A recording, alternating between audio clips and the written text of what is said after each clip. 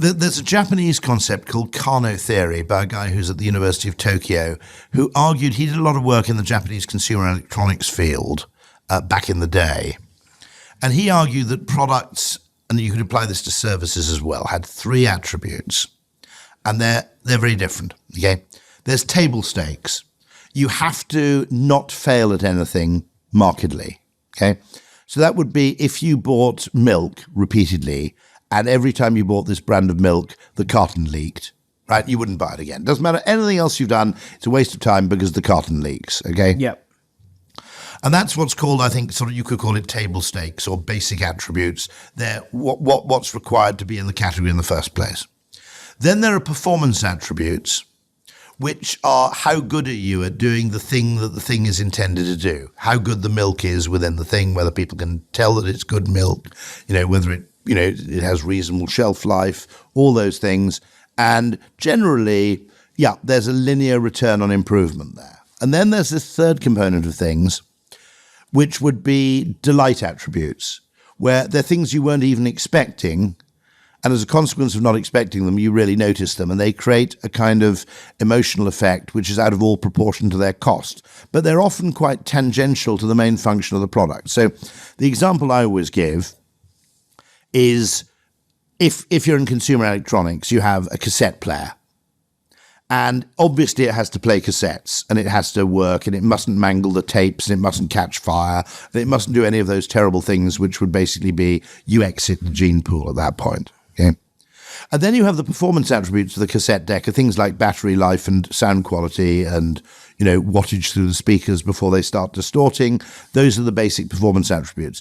And then the delight attribute in a cassette deck was the eject mechanism. So if you won't remember cassettes, but you remember DVDs, do you? Oh, no, I know exactly what you're talking about. It's when you pull Which is you back. press eject and it has like a counterbalance damping mechanism, and it hisses in a beautiful hydraulic way. You go, ooh, that's lovely. I'd really like that. Nice action, as Alan Partridge once said. On the other hand, if you press eject, it just goes clack. Functionally, there's no difference between the two, okay? There's no reason to spend money on the eject mechanism, but precisely because you can make it lovely and people aren't expecting it, that's where you should spend your money. Now, Will Guidara's point was, I think, about the spoons he chose for the ice cream in the central courtyard of a museum. He found these Italian spoons. Everybody went crazy because they were plastic, but they were particularly lovely, and they cost a fortune. Everyone was saying, do we need to spend X cents per spoon? But as he pointed out, he said, when everybody finished, they couldn't help going on about the spoons. That was the thing they noticed, because it was an area of disproportionate. That's why it's called hospitality beyond reason. Yes. There's a certain amount to it which is service, which you can codify and reduce to an algorithm. And then there's the thing that you weren't expecting. But why I love restaurants. And in McDonald's, by the way, that probably isn't anything to do with food. It's like handing the kids balloons, right? Or it's the toy in a Happy Meal, or whatever it may be. Yeah, I actually think for my own personal, I when I'm drunk and I go to the service, I always go to the Wandsworth Roundabout. For that expectation. That's bizarre. That Wandsworth Roundabout, it's like a little bit of Los Angeles has just descended on London. I don't understand. Completely bizarre thing. Why the arches are like totemic. They're like up like that. It is kind of like that cathedral of consumption. It is, yeah. When I'm fucked, I'm like looking at it going, oh my God, it's like, I feel like I'm getting pulled into the mothership of gluttony. Because you live in Surrey, do you? So you drive out of London that way. I used to live in Fulham. Oh, you used to live in Fulham? Okay, yeah, and then all my mates live in sort of Battersea. So I'm always round that part of London. So it's like the perfect place to go. But what I love the surprise and delight, and I don't know if this is intentional or not, when the chips are in the bag and it feels like there's an overflow of chips. Yep. I don't know. Five Guys is the extreme example. The extra scoop. Yeah, it's the extra scoop. But that does something to you. And also, like, I think the surprise and delight is the wonderful selection of sauces you can get. Yeah. I think McDonald's sauces are the best. The barbecue, the ketchup, well, of course, the curry sauce is fantastic. The KFC now does it with the extra hot one, doesn't it? So you've got a choice of those when you have chicken dips.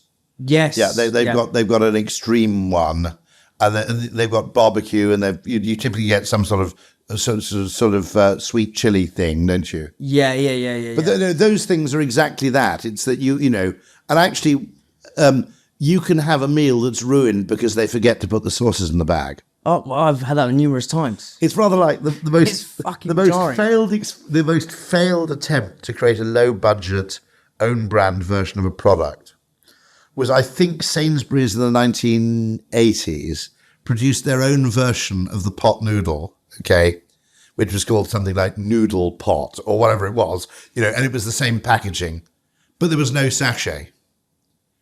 And you just opened the lid of this thing and it was just like you'd been cheated. You felt completely bereft. Yeah. Because the whole point of the pot noodle is that weird flavor sachet that you put on the top. Because that creates the yin and the yang of the whole thing. It's the alchemy. I never thought I'd be talking about the Buddhist union of opposites in a pot noodle.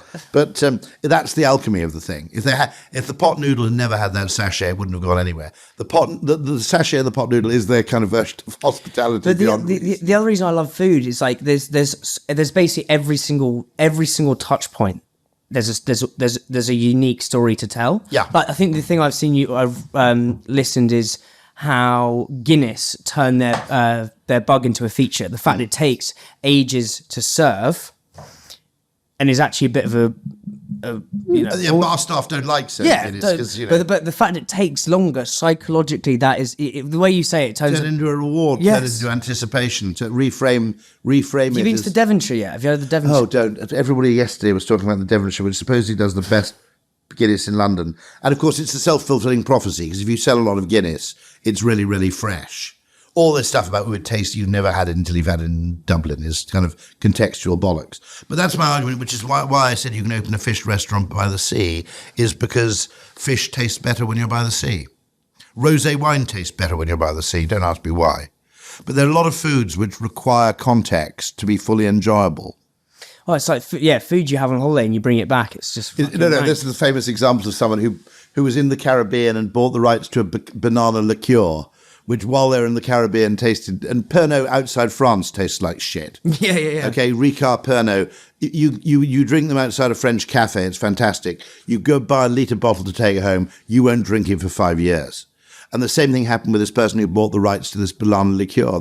They took it back and invited their friends round to South London with great fanfare, saying, "You won't believe it, I bought the rights to this drink. I think it's the most magical thing." And they all basically sipped it and said, "This is disgusting." Yeah. Because it doesn't work in London. Yes. You see?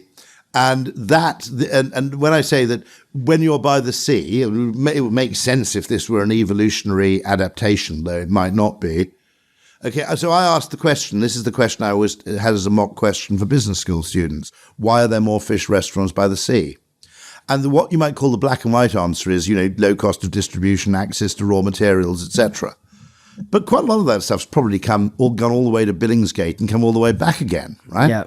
It's not really anything like, we've got really wonderful supplies of fish necessarily. It's simply that when you're by the sea, you feel fish and chips by the sea just tastes a lot better than fish and chips in an inland park. Yeah, and that's just how it is. It's like imagine having a Guinness in a Costa coffee cup. Yeah, it's the same. Like it's same thing. Yeah, same thing. I mean, it's interesting they put a lot of attention into designing that pint glass, isn't it? The Guinness pint glass. Well, and also have you seen that? Which I don't know if is a load of absolute bollocks. Oh, no, the ultrasonic pour with the Guinness nitro surge. What's your take on that? Have I seen it? I've owned one. I bought one for my daughter, who's 22. My proudest achievement as a parent, nothing to do with their educational attainment, is the fact that both my daughters drink beer.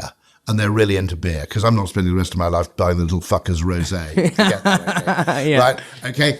And so I'm really proud of that. And one of my daughters actually is a major Guinness drinker. Absolutely loves it. Yeah, it's the best. And I'm so proud of that. But I actually bought her a nitro surge for Christmas. But did you? But what? So that I haven't actually. It's first of all, it makes pouring a joy, and someone's reviewed it and said it's as good as a bad pub pint. Now, actually, that's not bad, actually, at home. I think that's a bit unkind. I think it's better than that, because it does recreate the whole tactile experience to within a fairly high degree of fidelity, I think. The Nitro Surge, I'm a big fan. Why do you think... So Guinness have now become the most selling pint, I think it was last year. Well, the other big what success... happened that? Why did Guinness... It's been around for years. Maybe. They've always wrestled with an interesting problem, which is it's actually the least calorific beer. And yet, because of its dense nature, everybody assumes it's the most calorific beer. Yes. So it may be in part that message has got through. But you've also got the zero alcohol Guinness, which is really, really interesting. That's delicious. Now, here's a good tip. The can of Guinness zero alcohol, okay, is slightly less than a pint. If you go to the Royal Cinque Ports Golf Club, or Cinque Ports, no one knows how to pronounce it, in Deal, and you ask for a pint of non-alcoholic Guinness, because golf, if you think about it, golf courses, most people drive to a golf club. So there's a limit to how much you can drink if you don't want to wrap your car around a tree. And so they sell quite a lot of the zero alcohol Guinness. And then what they do is they pour the whole pint of zero alcohol Guinness and they say, do you want me to top that up from the tap so you get the full head? And I actually told Guinness about this because I said that's a really important behavior because, first of all, the zero alcohol Guinness is a very, very good approximation of the taste of a Guinness. What it is about zero alcohol beer that it's finally got good in the last few years, absolutely fascinating. Espressos is sponsored by supply chain software gurus Unleashed. It talks to your e-com and accounting software. It's helped Islands cut admin time in half, get granular clarity on your margins, know where your stock is, don't miss availability. Brands like Candy Kittens, Tiny Rebel and Trip all use Unleashed, and so should you.